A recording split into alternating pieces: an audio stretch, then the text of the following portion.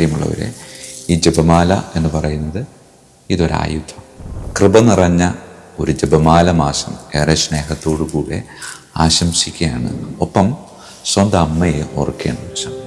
ഈശോയിലേക്കുള്ള ഒരു യാത്രയായി ജപമാല പ്രാർത്ഥനയെ കാണാനായിട്ട് നമുക്ക് സാധിക്കും. എണ്ണി നോക്കുമ്പോൾ 53 അല്ല, 59 മണികളുണ്ട്. പിതാവിൻ്റെയും പുത്രൻ്റെയും പരിശുദ്ധാത്മാവിൻ്റെയും നാമത്തിൽ എന്ന കുരിശടയാളം വരച്ച് ഈ കുരിശ് പിടിച്ചാണ് നാം വിശ്വാസ പ്രമാണം എന്ന പ്രാർത്ഥന പ്രാർത്ഥിക്കുന്നത്. നമ്മളുടെ വിരലുകൾ ഇവിടെ ഇങ്ങനെ പിടിച്ചിരിക്കണം. ആ മുത്ത്, മണിമുത്ത് കൈകളിൽ സ്വീകരിച്ചുകൊണ്ട് നാം ആദ്യത്തെ ദൈവിക രഹസ്യത്തെപ്പറ്റി ധ്യാനിക്കുന്നു. ജന്മദിന സമ്മാനമായിട്ട് നൽകിയിട്ടുള്ള ഒരു 10 മണിക്കൊന്തയുണ്ട്. ചിലരെങ്കിലും ചിന്തിക്കാച്ച എന്തെങ്കിലും കാരണത്താൽ ജന്മം കൊണ്ടോ അതുമല്ല എങ്കിൽ ഏതെങ്കിലുമൊക്കെ അപകടങ്ങളിലൂടെ വിരലുകൾ നഷ്ടപ്പെട്ട ഒരുപാട് പേര് നമ്മുടെയൊക്കെ ഇടയിലുണ്ട്. ഈ കൈകൾ കൊണ്ട് ഉരുവിടേണ്ട ഒരു പ്രാർത്ഥനയല്ല, മറിച്ച് നാം ചെയ്തു തീർക്കേണ്ട പ്രവൃത്തി.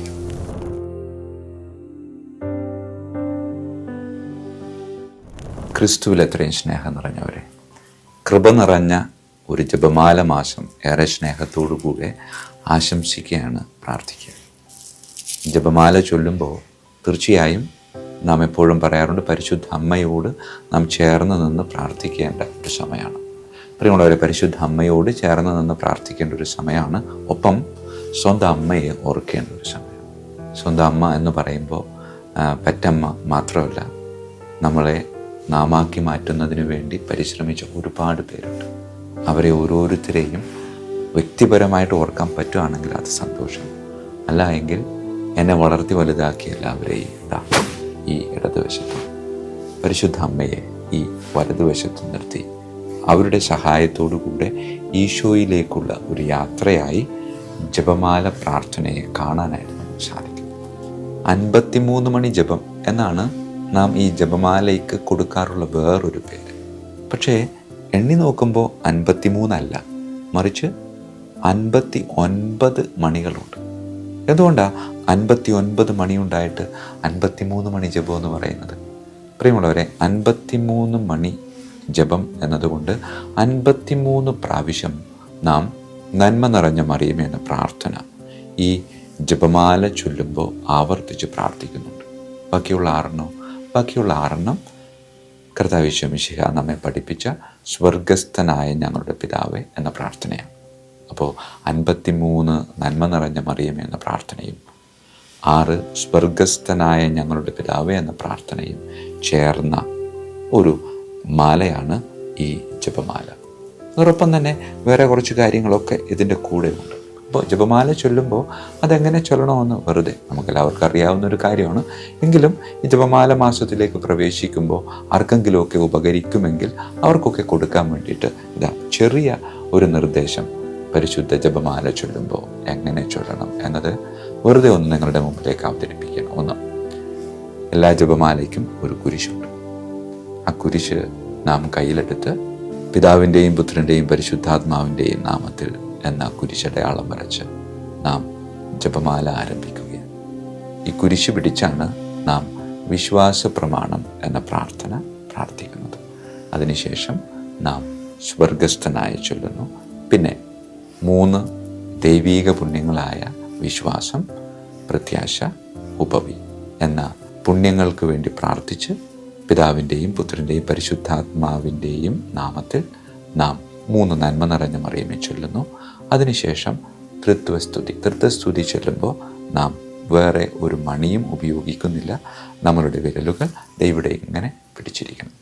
അതിനുശേഷം ആദ്യത്തെ രഹസ്യം ധ്യാനിക്കാൻ. ആദ്യത്തെ രഹസ്യം നമ്മൾ ധ്യാനിക്കുമ്പോൾ വലിയ മണി അല്ലെങ്കിൽ സ്വർഗസ്ഥനായ ചൊല്ലാൻ ഉപയോഗിക്കുന്ന ആ മുത്ത്, മണിമുത്ത് കൈകളിൽ സ്വീകരിച്ചുകൊണ്ട് നാം ആദ്യത്തെ ദൈവിക രഹസ്യത്തെപ്പറ്റി ധ്യാനിക്കുന്നു.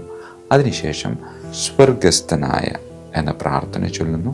അതിനുശേഷമാണ് നന്മ നിറഞ്ഞ മറിയമേ പ്രാർത്ഥന ചൊല്ലാനായിട്ട് നാം അടുത്ത ജപമണിയിലേക്ക് നമ്മളുടെ കൈകൾ കൊണ്ടുപോകുന്നത്. അപ്പോൾ അതിനിടയിൽ ഒരു സ്വാഭാവികമായൊരു സംശയം വരും.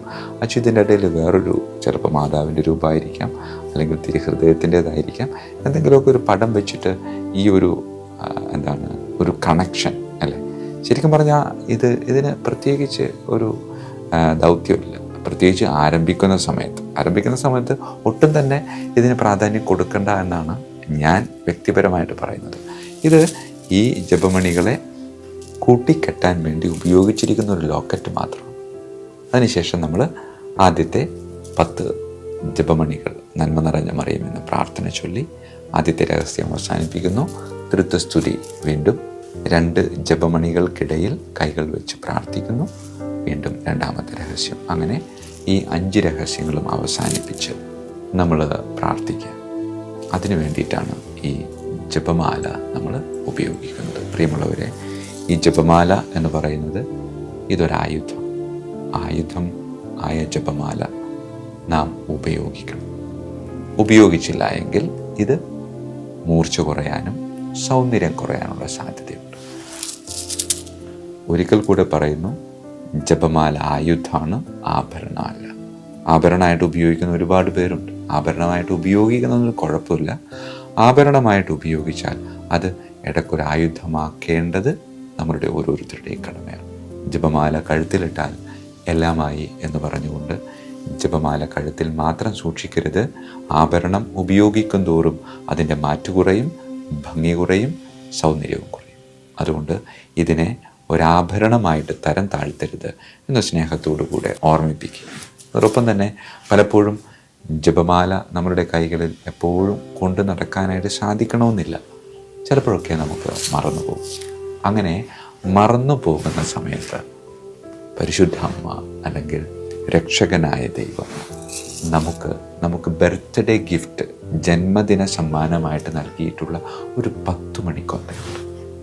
ജപമാല ചൊല്ലുന്ന ആരും തന്നെ ഈ ഒരു കൂട്ടത്തിലുണ്ടാവും. ഏതെങ്കിലും ഒരു സമയത്ത് നമ്മൾ ഈ കൈകൾ ജപമാലയാക്കി മാറ്റിയിട്ടുണ്ടാകും. അതുകൊണ്ട് പ്രിയമുള്ളവരെ, ദൈവം ജന്മദിന സമ്മാനമായിട്ട് നൽകിയ ഈ 10 മണിക്കൊന്ത എപ്പോഴും കൂടെയുണ്ട്. ആ ഒരു ബോധ്യം നമ്മുടെ ഉള്ളിൽ എപ്പോഴും ഉണ്ടാകണം.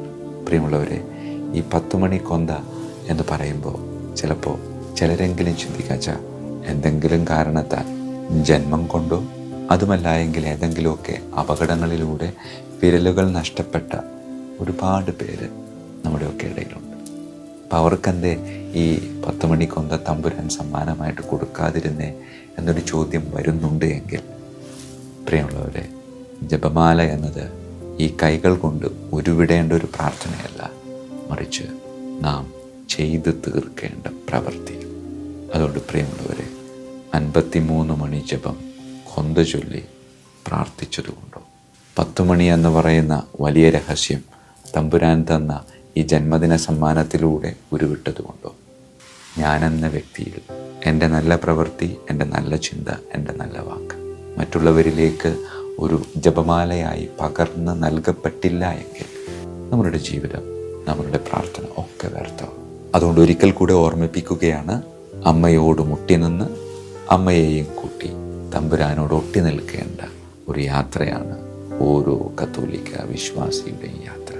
ഈ യാത്ര വിശ്വാസത്തോടെ, ഗൗരവത്തോടെ നമുക്ക് ഈ മാസം മുന്നോട്ട് കൊണ്ടുപോകുവാനായിട്ട് പരിശ്രമിക്കാം. ദൈവം അനുഗ്രഹിക്കട്ടെ.